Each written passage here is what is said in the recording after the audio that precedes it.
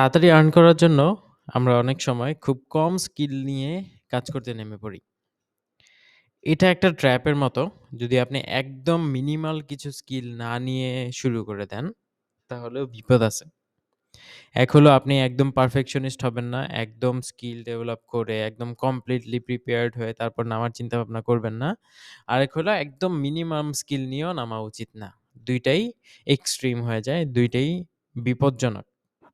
কেন? কারণ আপনি যখন একদম মিনিমাল স্কিল নিয়ে নেমে পড়তেছেন, তখন আপনার আর স্কিলটা গ্রো করার জন্য আপনি ওই এনাফ সময় আর মনোযোগ ইনভেস্ট করতে পারবেন না পরবর্তীতে। তো এইজন্য আপনি ধরেন ওয়েব ডিজাইন, আপনি ধরেন গ্রাফিক ডিজাইন, আপনি ধরেন ডিজিটাল মার্কেটিং যেকোনো কিছু শিখতে চাচ্ছেন বা ওই সার্ভিসটা দিতে চাচ্ছেন, এই সার্ভিসটা ফার্স্টে একটা ডেলিভার করার মতো লেভেল পর্যন্ত শিখেন।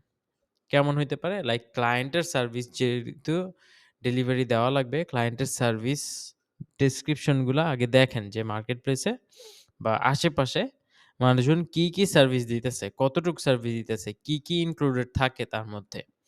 এগুলো যখন আইডেন্টিফাই করবেন, তখন এই জিনিসগুলো যদি আপনি ডেলিভার করার মতো এবিলিটি অর্জন করেন, তখন গিয়ে আপনি মার্কেট প্লেসে বা আপনি আউট অফ মার্কেট প্লেসে জার্নি শুরু করতে পারেন। এর আগে যদি আপনি শুরু করে দেন, শুরু করতে পারবেন অবশ্যই। ছোট সার্ভিস সেল করা যায়। অবশ্যই সেল করা যায়। আপনি হয়তো মান্থলি $50, $100, $150, $200, $250, $300 পর্যন্ত আর্ন করতে পারলেন। বা ধরলাম $500 ই আর্ন করলেন। এটাকে আর স্কেল আপ করতে পারবেন না। তখন আপনি সাফার করবেন। কারণ আপনি এই স্কিলটা ডেভেলপ করে নামেন নাই। যখন এনাফ স্কিল ডেভেলপ না করে নামবেন, তখন এই কাজগুলার মাঝখানে যে আপনি একটু সময় পাচ্ছেন, সেই সময়টাতে হয়তো আপনি স্কিলটা ঝালাই করে নিতে পারতেন। হয়তো আরেকটু বেটার ওয়েতে শিখে যদি নামতেন, তাহলে হয়তো আরেকটু অ্যাডভান্স লেভেলের কিছু জিনিস জেনে নিলে আপনার হয়ে যেত। কিন্তু যেহেতু আপনার বেসিক্সই জানা নেই, আপনি যদি এখন নেমে যান, তাহলে পরবর্তীতে আপনি যতই সময় পান, আপনি ফ্রাস্ট্রেশন এ পড়ে যাবেন। কারণ এই জিনিসটাকে রিকভার করতে হইলে আবার সেই ৬ মাস ১ বছরের মতো একটা টাইম ইনভেস্ট করে, আবার স্কিলগুলা 0 থেকে গেইন করে তারপর আপনাকে নামতে হবে।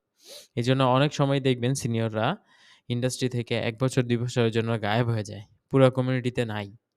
তারপরে কামব্যাক করে। কেন? কারণ তারা যেদিন শুরু করছিল ছোট একটা স্কিল দিয়ে, সেটা এখন আর ডিমান্ডে নাই। এখন তারা স্ট্রাগল করতেছে।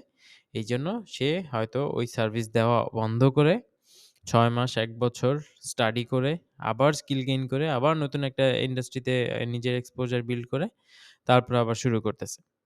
তো এই রিস্কটা সবাই আবার নিতে পারে না। এজন্য অন্তত ইন্টারমিডিয়েট লেভেল পর্যন্ত শিখে তারপর নামবেন। তারপর নেমে আস্তে আস্তে স্কিল গ্রো আপ করেন। কাজের পাশাপাশি আপনি শিখেন। তখন অ্যাডভান্স লেভেলের জিনিসগুলো শিখলেন। কিন্তু ইন্টারমিডিয়েট লেভেলের আগের জিনিসগুলোই যদি আপনার ক্লিয়ার না থাকে, তাহলে আপনি সার্ভিস দিয়ে যতটুক সময় পাবেন, এতটুক সময় লার্নিং করে কুলাইতে পারবেন না। কারণ অনেক কিছু বাকি রয়ে যাবে। আর আপনি প্রত্যেকটা সার্ভিসেই যখন এই জিনিসগুলা লাগতেছে, তখন আপনি আটকে যাবেন।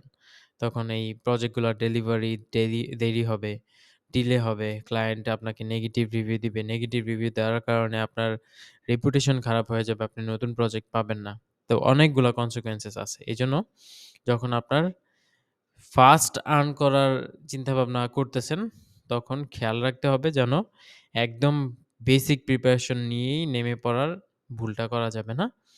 অন্তত ইন্টারমিডিয়েট লেভেল পর্যন্ত শিখে তারপর নামতে হবে যেন ওই সার্ভিসটা আপনার একটা কনফিডেন্স বিল্ড হয়। যেন ক্লায়েন্টদের সাথে ডিল করতে নিলে ক্লায়েন্টও বুঝে যে আপনি এই সার্ভিসটা অ্যাকচুয়ালি পারেন দিতে। তো এতটুকুই ছিল এই পডকাস্ট।